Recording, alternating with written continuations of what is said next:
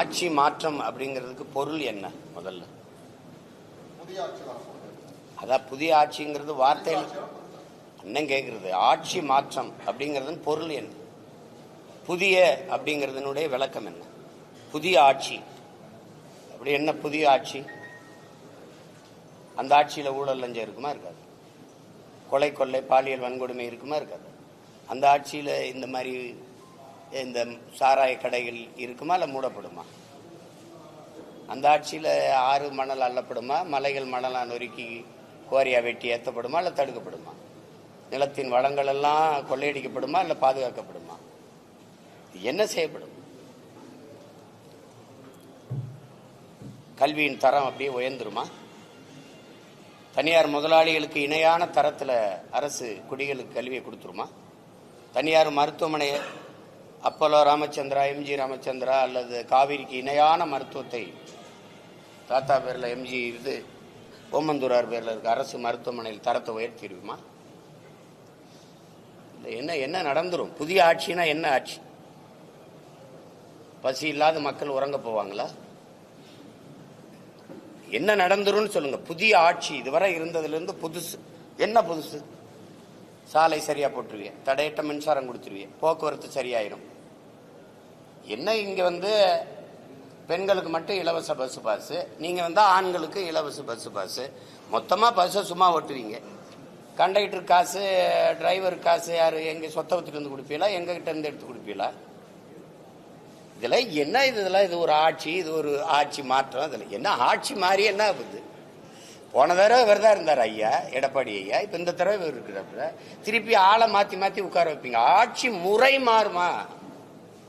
ஊழல் லஞ்சமற்ற உண்மையும் நேர்மையுமான நிர்வாகம் வருமா? அதானே கேள்விங்க. பசி பஞ்சமில்லாத ஒரு நாடா இதை படைப்பீங்களா?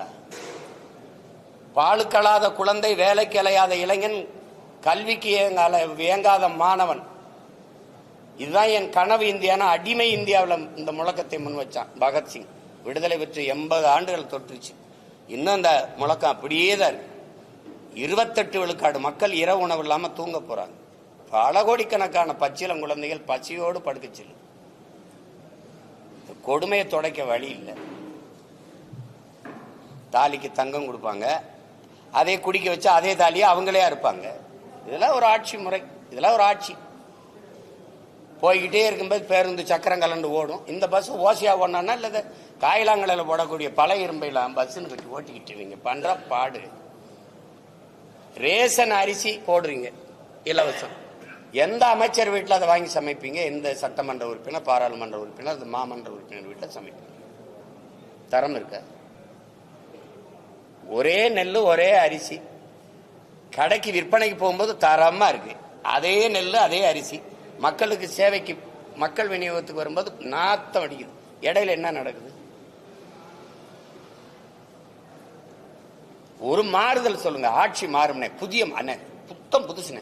சாலையெல்லாம் சவக்குழியா இருக்கு, அருமையான சாலைகள், தடையற்ற மின்சாரம். ஐயோ, மழை நீர் அப்படி விழுந்தவொடனே எங்க விழுந்ததா இல்லையான்னு தெரியாது, உருண்டு ஓடிடும். அப்படியே சிங்கப்பூர் மாதிரி, அமெரிக்கா மாதிரி, அப்படியே மலேசியா மாதிரி அப்படி ஓடிடும். அப்படியே தான் இருக்கா.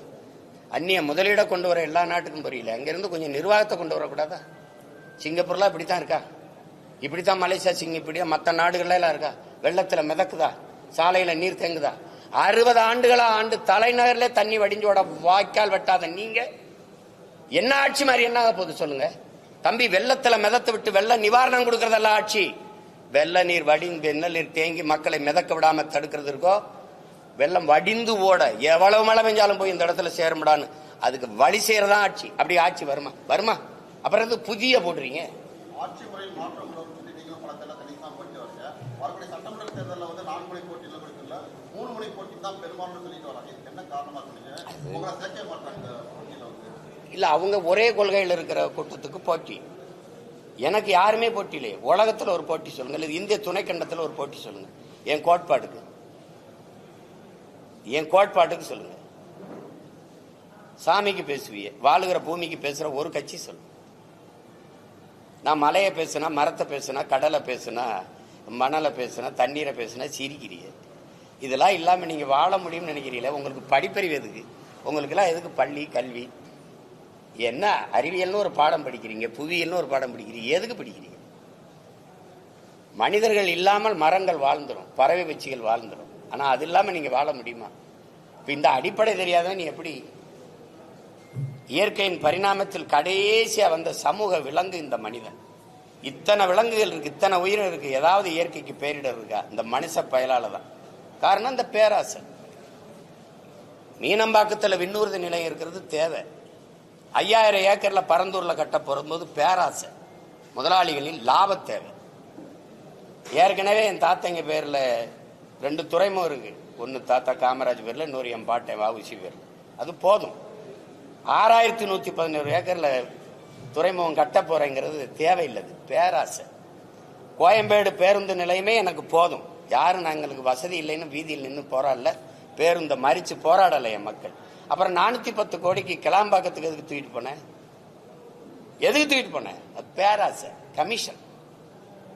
ஏதாவது வேற ஏதாவது காரணம் இருக்கா? சொல்லுங்க. 2050 அப்படி வரும். 50 ஆண்டு கழிச்சு பறந்து போறவங்களுக்கு வசதி செய்ய விண்ணூர்தி. பசியோடு இருக்கவனை பத்தி கொஞ்சம் யோசிச்சு. அதாவது பறந்து போறவனை பத்தி கவலைப்படுற. 8 வழிச்சாலை எதுக்கு? வேகமா சென்னைக்கு போய் என்ன பார்ப்ப? சினிமா பார்ப்ப, இல்ல சீரியல் பார்ப்ப, இல்ல சிந்திச்சு எதுவும் படைக்க போறியா? என்ன பண்ண போற? ஏதோ ஒண்ணு, மலையை வெட்டி ரோட போட்டுறணும், காடை அழிச்சு ரோட போட்டுறணும், வேகமா போகணும். வீட்டுக்கு போவியா, சுடுகாட்டுக்கு போவியா? எல்லாத்தையும் போட்டுட்டு. அதுல அவங்க தெளிவாதான் சொல்றாங்க, எனக்கு யாரும் போட்டி இல்லை. எனக்கு போட்டி இருக்கா? என் கருத்துக்கு போட்டி இருக்கா? ஒருத்தர் இருமொழி கொள்கைம்பாரு, ஒருத்தருக்கு கொள்கைனாவே என்னன்னு தெரியாது. நான் ஒரே மொழி கொள்கை தமிழ், என் உயிர் மொழி கொள்கை தமிழ்ங்க. எம்மொழியும் கற்போம் நாங்கள் வாழ, எங்கள் மொழி தமிழில் கற்போம் எங்கள் இனம் வாழ. இந்த கோட்பாடு யாராவது சொல்லுவாங்களா? அவர்கள் திராவிடர்கள் என்கிறார்கள், நாங்கள் தமிழர்கள் என்கிறோம். அப்ப அவர்களுக்குள்ளதான் போட்டி. அவர்கள் ஊழல் லஞ்சம்ங்கிறாங்க, நாங்க உண்மை நேர்மைங்கிறோம். அவர்கள் வாக்குக்கு காசு கொடுக்கறாங்க, நாங்க வாக்க விற்க கூடாதுங்கிறோம். மதிப்புமிக்க கருவி ஜனநாயகத்தில் மக்களுக்கு இருக்கிற மதிப்புமிக்க வலிமையான உரிமை வாக்குங்கிறோம், அதை விற்க கூடாதுங்கிறோம். என் மக்களை வாக்கை விற்கிற சந்தையா மாத்தினது யாரு? இந்த கட்சிகள். ஓட்டுக்கு காசு கொடுக்கிற கட்சிகளுக்குள்ள போட்டி. அப்ப அவங்க சரியா தானே சொல்றாங்க. நான் வாக்குக்கு காசு கொடுக்க மாட்டேன். அவங்க ஒரு தொகுதிக்கு 30 கோடி 15 கோடி 20 கோடின்னு செலவு பண்ணுவாங்க. நான் அந்த வட்டி காசை கூட செலவு பண்ண எங்களுக்கு வசதி இல்லை. அப்ப வேற தானே, நாங்க அந்த போட்டியில் இல்லை தானே. ஏதாவது சரிதான் அண்ணன் சொல்றது. போட்டியில் இல்லை, அவங்க எனக்கு போட்டி இல்லை, எனக்கு யாருங்க போட்டி இல்லை.